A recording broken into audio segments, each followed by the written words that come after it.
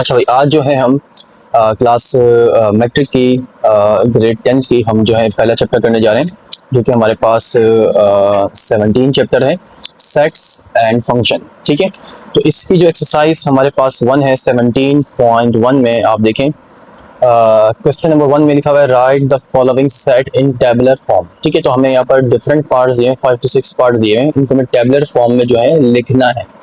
तो मैंने यहाँ पर बोर्ड में मेंशन किया हुआ है, आपको मैं यहाँ पर समझाता हूँ 1 बाय 1 करके। ठीक है, तो ये हमारे पास जो है सेट एंड फंक्शन का क्वेश्चन नंबर 1 जो है हमारे पास लिखा हुआ है। अब आप नोटिस करें, देखें कि क्या लिखा हुआ है कि एक ए सेट है जो कि लिखा हुआ है सेट ऑफ ऑल इंटीजर्स। ठीक है, याद रखिएगा इंटीजर्स किससे कहते हैं? इंटीजर्स उन नंबर को कहते हैं जो पॉजिटिव और नेगेटिव नंबर के अंदर हों, यानी कि नंबर लाइन है। मैं साथ साथ आपको कोशिश करूँ समझाता भी रहूँ जो वर्ड यहाँ पर यूज हो रहे हैं, और उनका आंसर भी आपको प्रॉपर समझाऊंगी इसके अंदर क्या एक्सप्लेन किया जा रहा है किसी के लिए। ठीक है, ताकि आपको आगे के लिए परेशानी ना हो। इंटीजर्स वो नंबर्स होते हैं जो पॉजिटिव और नेगेटिव नंबर हो, यानी कि एक नंबर लाइन आप बना लें, यानी कि 0 के लेफ्ट साइड पे नेगेटिव नंबर जा रहे हैं और 0 के राइट साइड पे आपके पास पॉजिटिव नंबर जा रहे हैं, तो ये हमारे पे क्या कहलाएगा? इंटीजर्स नंबर्स कहलाएंगे। ठीक है, अब तादाद तो बहुत ज्यादा है इनकी। ठीक है, अब उसका जो सिंबल है इंटीजर्स का वो क्या होता है? जी होता है। ठीक है, जी से जेड से हम उसको शो करते हैं कि ये इंटीजर है। ठीक है, अब यहाँ पर इसने क्या पूछा हुआ है? खाली आपने इतना बताना है कि भाई इंटीजर्स बताते हैं, एक सेट बताते हैं जो कि इंटीजर्स हों, कहाँ से कहाँ तक? -3 बिटवीन -3 and 3, इनके बीच में, इनके दरमियान में। तो जाहिर सी बात है, जब आप नंबर लाइन बनाएंगे तो -3 और 3 के जो बीच में नंबर होंगे क्या होंगे? -2 और यहाँ पर 2, फिर ये +1 और फिर ये -1 और फिर सेंटर में क्या वो 0।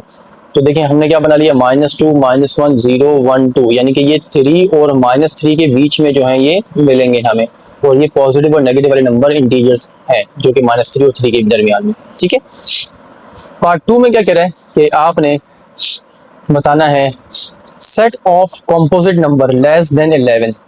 अब वो कॉम्पोजिट नंबर कौन से नंबर होते हैं? कॉम्पोजिट नंबर वो नंबर होते हैं जो कि अपने टेबल से भी डिवाइड हो जाएं और किसी दूसरे टेबल से भी डिवाइड हो जाएं।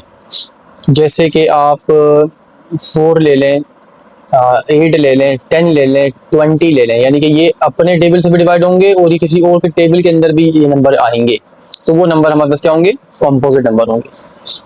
अच्छा, अब एक चीज यहाँ पर ये देखें कि हमने जो कॉम्पोजिट नंबर लिखने हैं वो कहाँ से कहाँ तक लिखने हैं, यानी कि लेस देन 11। तो हमारे पास आप लिस्ट जो है वो बना लेंगे इस तरह से कि भाई हमारे पास लेस देन 11 यानी कि 10 नंबर भी है, जो 10 के टेबल में भी आएगा, 2 के टेबल में भी आएगा, 5 के टेबल में भी आएगा। इसका मतलब ये हमारे पास कॉम्पोजिट नंबर है। इससे फिर नीचे जाएंगे तो 9 है, 9 देखें आप 3 के टेबल में भी आएगा और 9 के टेबल में भी आएगा। फिर 8 ले लें, 8 2 के टेबल में भी आ रहा है, 4 में भी आ रहा है, और इसी तरह से 8 में भी आ रहा है। 6 की मिसाल ले लें, 2 में भी आ रहा है, 3 में भी आ रहा है। 4 की मिसाल ले लें आप, 2 के अंदर भी आ रहा है और 4 के टेबल में भी आ रहा है। तो ये तमाम नंबर हैं जो अपने टेबल से भी डिवाइड हो जाएं और किसी दूसरे टेबल से भी डिवाइड हो जाएं, तो ये नंबर कौन से कहलाएंगे? नंबर हमारे पास कॉम्पोजिट नंबर कहलाएंगे। ठीक है, अब इससे पीछे अगर आप देखते हैं तो 1 2 3 यानी कि वो अपने टेबल से तो डिवाइड हो रहे हैं मगर किसी और टेबल के अंदर वो नहीं आते, इसलिए हमने उनको इस लिस्ट में शामिल नहीं किया। तो ये हमारे पास लेस देन 11 जो है कॉम्पोजिट नंबर है। नेक्स्ट पार्ट में क्या कहा जा रहा है ये देखें, ये हमारे पास जो है एक सेट बिल्डर फॉर्म जो है हमारे पास यहाँ लिखी हुई है। ठीक है, और इस सेट बिल्डर फॉर्म को जो है हमने पढ़ना समझना है। देखिए मैं आपको इसको आसान तरीका समझाता हूँ कि इसको पढ़ा कैसे जाता है। देखें, एक्स सच डेट, इसको बोलते हैं सच डेट, इस लाइन को एक्स, यानी कि यहाँ पर ये एक्स जो दे रहा है ये आपको एक नंबर के बारे में पूछ रहा है, नंबर के बारे में कह रहा है कि एक्स कोई एक ऐसा नंबर है। अच्छा, ये जो बना हुआ ई की तरह साइन, इसको पढ़ते हैं बिलोंग्स टू, कि एक्स एक ऐसा नंबर है जो बिलोंग करता है किसी सेट के अंदर। अब ये बिलोंग के आगे जो भी सिंबल बना हुआ होगा ना, तो ये बेसिकली आपको उस सिंबल की तरफ इशारा कर रहा है कि एक्स एक ऐसा नंबर है जो बिलोंग करता है, पी मतलब प्राइम नंबर। प्राइम नंबर कौन सा होते हैं पता है ना भाई? मैं बता देता हूँ। प्राइम नंबर वो नंबर होते हैं जो अपने ही टेबल से डिवाइड होंगे, किसी दूसरे के टेबल में नहीं आएंगे। सही है, प्राइम नंबर कौन सा नंबर होंगे? वो नंबर होंगे वो जो कि अपने ही टेबल से डिवाइड हो, कभी किसी और के टेबल में ना आए। जैसे 2 ले लें, 3 ले लें, 5 ले लें, 7 ले लें। ये 2 जो है अपने ही टेबल से कटेगा, 3 भी अपने ही टेबल से डिवाइड होगा, 5 भी अपने टेबल से डिवाइड होगा, 7 भी। इसी तरह से 11 ले लें, 13 ले लें, 17 ले लें, ये वो नंबर हैं जो किसी और के टेबल से कभी भी डिवाइड नहीं होंगे, अपने ही टेबल से डिवाइड होंगे, अपने ही नंबर से डिवाइड होंगे। तो ये वो बेसिकली प्राइम नंबर है, ठीक है। तो हमें यहाँ पर कहा जा रहा है एक्स एक ऐसा नंबर है जो कि प्राइम नंबर में बिलोंग कर रहा है। और ये जो सिंबल इसको पढ़ते हैं इस तरह से, इसको पढ़ते हैं एंड। अब एंड का मतलब क्या, अब आगे आगे आगे बात आपको बताएगा, आगे सेंटेंस देगा, आपकी कंडीशन देगा, आपको उसको अलग कंडीशन अलग नजरिए से समझना है।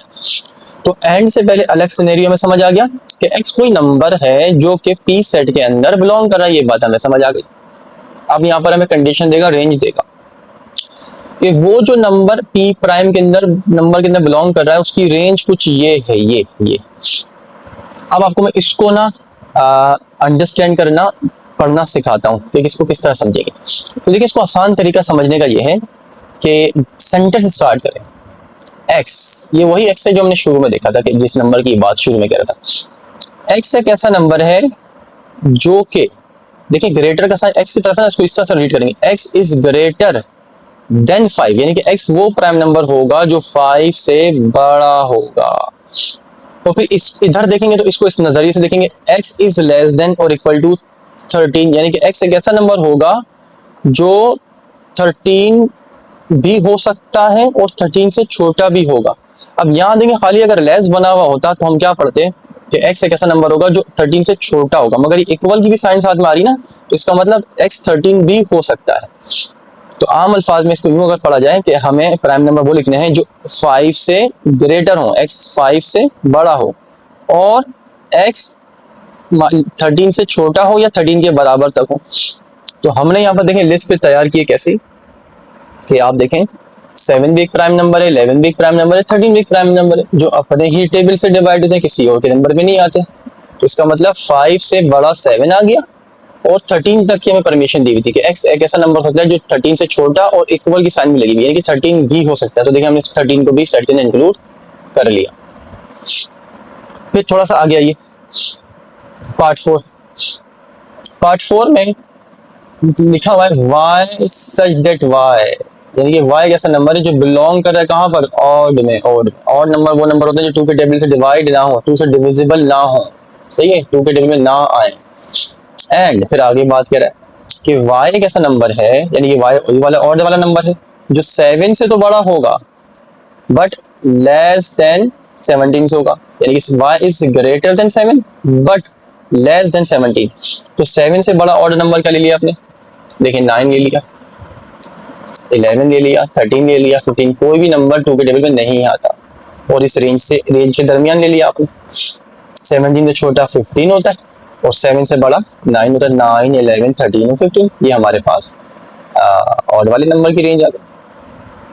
अब इसके बाद आगे देखें आपको क्या कंडीशन दी हुई है कि z such that z belong to real number, z कोई नंबर है जो कि रियल नंबर के अंदर बिलोंग करता है। एंड वो कह रहा है उस z नंबर का जब आप स्क्वायर लोगे ना, स्क्वायर कोई भी नंबर ले लो, रियल नंबर में से कह रहा है नंबर ले लो, जब आप इसको स्क्वायर लोगे तो वो 121 आना चाहिए। तो आपको पता है कि भाई 11 ऐसा नंबर है जिसका स्क्वायर लेंगे तो 121 आएगा।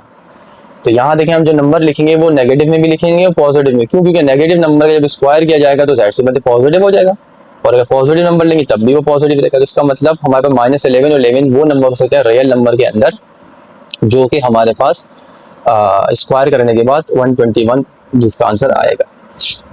अब थोड़ा सा आगे आ जाए, यहाँ लिखा हुआ है कि P साइडेड P, यानी कि P एक ऐसा नंबर है जो बिलोंग कर रहा है, Q जो है ना, Q रैशनल नंबर को रिप्रेजेंट करता है, रैशनल नंबर।